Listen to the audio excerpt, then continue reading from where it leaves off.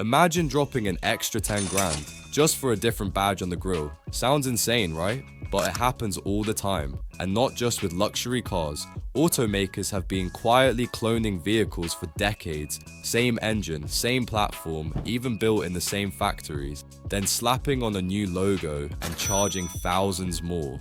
And the craziest part? Most people never notice. In this video, we're pulling back the curtain on 10 car clones that could save you serious money, or make you rethink what brand loyalty is really worth. Some of these are obvious. Others, you'd never guess in a million years. From performance coupes and electric SUVs to minivans and full-size trucks, this list is packed with rebadging scandals, engineering deja vu, and cars that pretended to be something they weren't. Number 10. Mercedes-Benz X-Class versus Nissan Frontier. When you think Mercedes-Benz, your mind probably jumps to luxury sedans or AMG fire breathers. Not mid-size pickup trucks, but in 2017, Mercedes decided it wanted a piece of the truck market. Only problem, they didn't actually build one. Instead, they went to Nissan, borrowed the global Navara platform, the same bones as the Nissan Frontier, and slapped a 3-pointed star on the grille. That's how the X-Class was born. Underneath its premium-looking bodywork, this was pure Nissan DNA. Same ladder frame, same drivetrain, and in most trims, the same 2.3-litre diesel engine you'd find in a Navara. Now, Mercedes did try to make it feel upscale. The top trim, the X350D, came with a Mercedes-sourced V6 turbo diesel pumping out 255 horsepower. The interior got a mild glow-up, and of course there was chrome, lots of it. But no amount of brushed aluminum could hide the truth. This was a rebadged work truck wearing a luxury costume, and buyers weren't fooled. Critics called it lazy. Mercedes fans called it confusing. Truck lovers just ignored it altogether. Sales, miserable. The X-Class barely moved 15,000 units in 2019, and by 2020, Mercedes quietly pulled the plug. Meanwhile, the Nissan Frontier, still alive, still affordable, still doing truck things without pretending to be something it's not. And this isn't the only time a premium brand borrowed the blueprint from a blue-collar builder. Number 9. GMC Sierra versus Chevrolet Silverado. Here's a simple test. Go to a dealership, park a GMC Sierra next to a Chevy Silverado, and start counting the differences. You won't need more than one hand. These two trucks are mechanical twins, same frame, same engine lineup, 2.7-litre turbo, 5.3-litre and 6.2-litre V8, and a 3.0-litre Duramax diesel. Same transmissions, even the same max towing capacity. On paper, it's basically a coin toss. But here's where things get sneaky.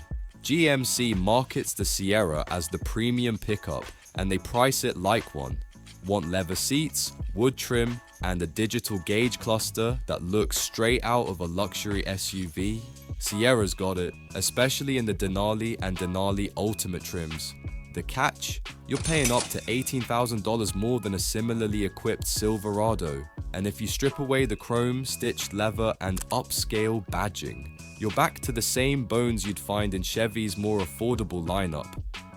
Let's talk numbers. The Silverado starts around $37,850 and tops out near $68,700.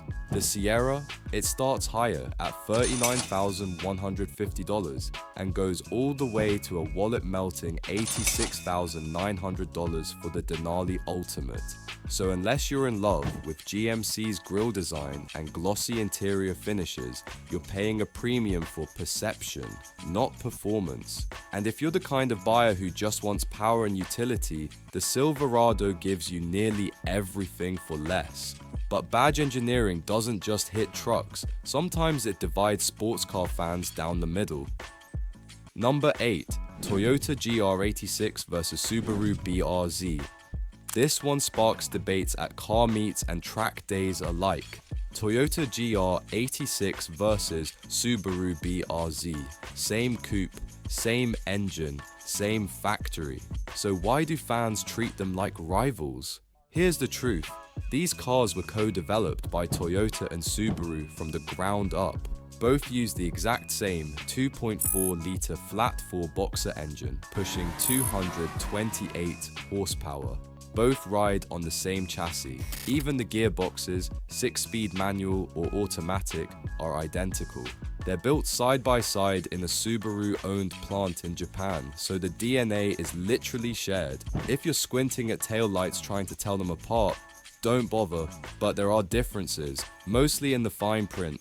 Toyota offers every new GR86 with a free 1-year membership to the National Autosport Association, plus a complimentary high-performance driving course. That's right, Toyota actually dares you to track it. They also offer exclusive GR-branded parts like a sport-tuned suspension, forged wheels, and a catback exhaust.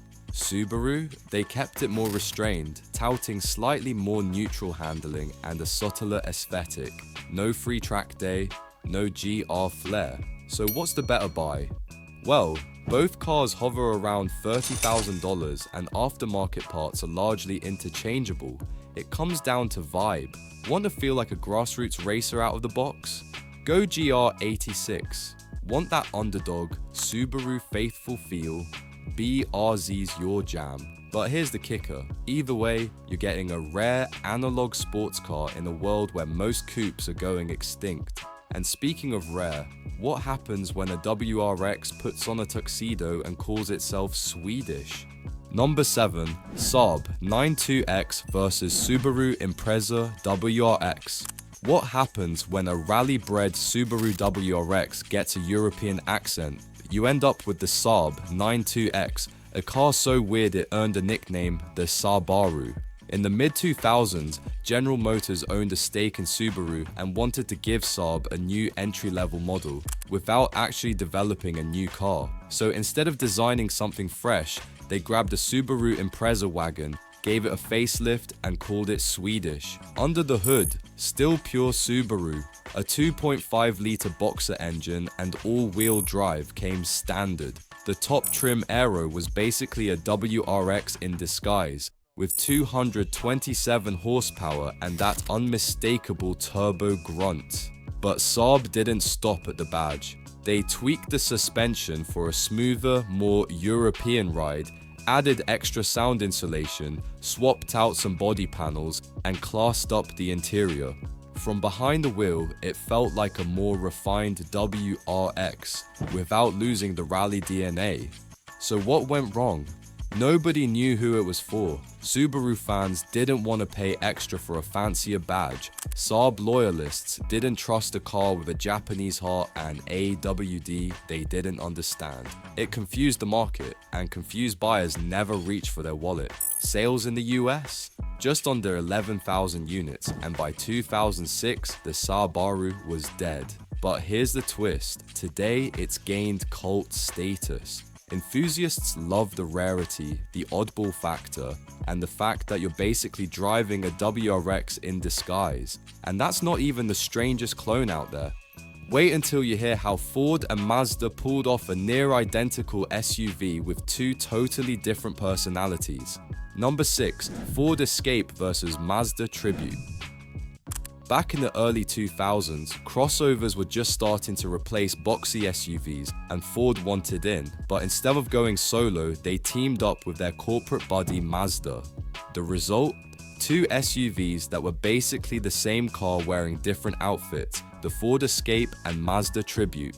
Under the hood, both came with identical engine choices, a 2.0-litre 4-cylinder or a more muscular 3.0-litre V6 pushing around 200 horsepower. The driving dynamics? Practically a mirror image, car-like handling, decent comfort, and an optional all-wheel drive system for light off-road use. So what set them apart? Mostly the styling. The Escape leaned rugged and boxy, aiming for that mini Explorer vibe, while Mazda tried to give the Tribute a sporty, sleeker look. Inside, the cabins were basically twins, with only minor differences in trim and dashboard layouts. Buyers weren't fooled though. The Escape had the stronger Ford brand recognition, and it quickly became one of Ford's best-selling vehicles. The Tribute? It quietly faded into obscurity, getting replaced by the far more distinct Mazda CX-5 in 2011. What's ironic is that used car buyers today often overlook the Tribute, even though you can grab one cheaper than a comparable Escape and still get the same reliability and parts compatibility. Number 5. Dodge Stealth vs Mitsubishi 3000 GT. In the golden era of 90s Japanese performance, the Mitsubishi 3000 GT stood tall, a twin-turbo, all-wheel drive spaceship packed with tech that rivaled Porsche. But what most people forget is, it had a twin, and that twin was sold at your local Dodge dealer. Meet the Dodge Stealth, a high-performance coupe that was basically a 3000 GT in disguise, just with different styling and branding. Both cars were built by Mitsubishi in Japan, shared the same platform, and offered nearly identical powertrains. At the top of the line sat the 3000 GT VR4 and the Stealth RT Twin Turbo, each packing a 3.0-litre twin turbocharged V6, pumping out 300 horsepower, AWD, and even four-wheel steering. These cars were seriously ahead of their time, especially the Mitsubishi. That's where things diverged. Mitsubishi reserved its craziest tech, like active aerodynamics and adaptive suspension, for the 3000 GT. The Stealth got the same muscle, but with fewer gadgets and flash. It was the same soul, but with less sparkle. Why? Branding. Mitsubishi wanted the 3000 GT to be its global halo car, a rival to the Supra and RX-7. Dodge, on the other hand, was busy pushing pickups and neons. The Stealth just didn't get the spotlight it deserved. The result? The 3000 GT became a cult icon, especially in VR4 form. Clean, low-mileage models now fetch $60,000 to $100,000, depending on the spec. Meanwhile, the Stealth, despite being nearly identical, lingers in the shadows with far lower resale values. So if you ever wanted a VR4 experience without the collector tax, look for a mint Stealth RT Twin Turbo. Same thrills, fewer dollar signs. Number 4. Chrysler Town and Country vs Dodge Grand Caravan. What if I told you that two of the most popular minivans in America were actually the same van pretending to be two different people? Enter the Chrysler Town and Country and the Dodge Grand Caravan, the automotive equivalent of identical twins raised in different neighborhoods. Same platform, same 3.6-litre Pentastar V6 engine, same 6-speed automatic, and both featured Chrysler's signature stow-and-go seating, where the second and third rows folded flat into the floor, a minivan game changer. So what was the difference? Mostly branding and how deep your pockets were. The Dodge Grand Caravan was built to be the budget-friendly workhorse. You got the essentials, sliding doors, plenty of seats, and space for your Costco haul. But inside, hard plastics, basic tech, and design that screamed fleet vehicle. It started at around $22,500, making it a favorite for large families and rental fleets. On the flip side, the Chrysler Town and Country tried to act posh. It came standard with leather seats, wood grain trim, a power liftgate, tri-zone climate control, and available rear seat entertainment, the full luxury minivan package.